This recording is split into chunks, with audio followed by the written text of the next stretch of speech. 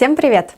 Сегодня 14 января, и это 14-й день нашего марафона «Русский 2021».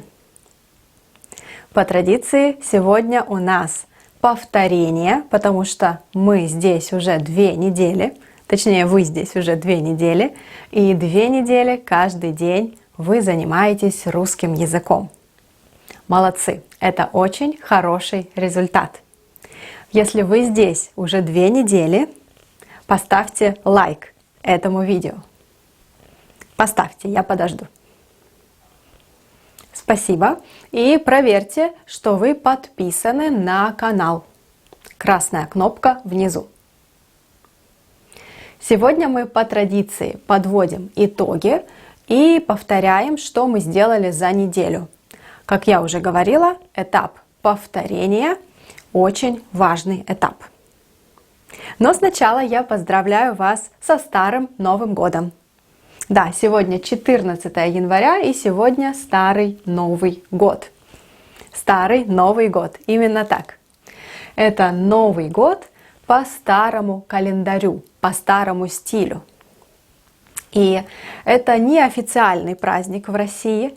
Мы не отмечаем, не празднуем его. Но иногда мы говорим друг другу со Старым Новым Годом, поздравляем друг друга. И именно 14 января или после 14 января мы уже заканчиваем новогодние праздники. Мы убираем елку, украшения. Как видите, здесь уже ничего нет. Новогодние праздники закончились. Но марафон не закончился. Давайте посмотрим, что мы сделали на этой неделе. Мы повторяли и активизировали лексику.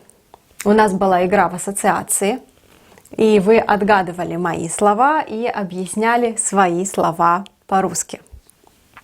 Большое спасибо за ваши примеры. Мне очень понравилось, что вы были активны и что вы отгадывали слова друг друга в нашей группе. Кстати, если вы еще не в нашей группе на Фейсбуке, присоединяйтесь.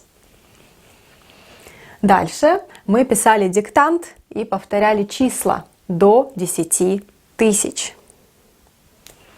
Многие из вас записали все числа, и сегодня мы проверим, правильно вы записали или нет.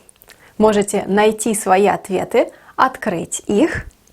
И посмотрите, я напишу правильные ответы вот здесь, на экране. Проверьте, можете нажать на паузу и сравнить свои ответы с правильными ответами. Если что-то не так, вернитесь. Это видео день номер 10. Послушайте еще раз. И я еще раз повторяю. Если вы еще не изучали большие числа, например, больше 1000, то не нужно писать все числа. Вы можете остановиться там, где вам комфортно. После этого, день номер 11, мы играли в игру «Один много». Повторяли единственное число и множественное число. Апельсин – апельсины, яблоко – яблоки.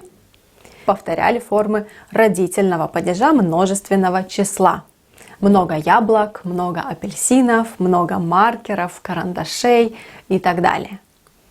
И опять повторю еще раз, если вы еще не изучали родительный падеж множественного числа, если вам до него еще далеко, ничего страшного, не нужно делать это задание. Можно было сделать только первую половину. Карандаш, карандаши, яблоко, яблоки, апельсин, апельсины и так далее. И не забудьте, что все падежи и их основные функции, вся базовая грамматика и лексика есть у меня в курсе, который я очень рекомендую вам посмотреть, если вы еще не смотрели. Курс смотрите по порядку, там уже все логично и все готово для вас. Также на этой неделе мы попробовали писать курсивом. Надеюсь, что вам понравилось. И вы опять поучаствовали в диалогах. Ну что, у нас было много разных заданий и на лексику, и на грамматику, и на письмо, и аудирование было. Очень-очень много всего.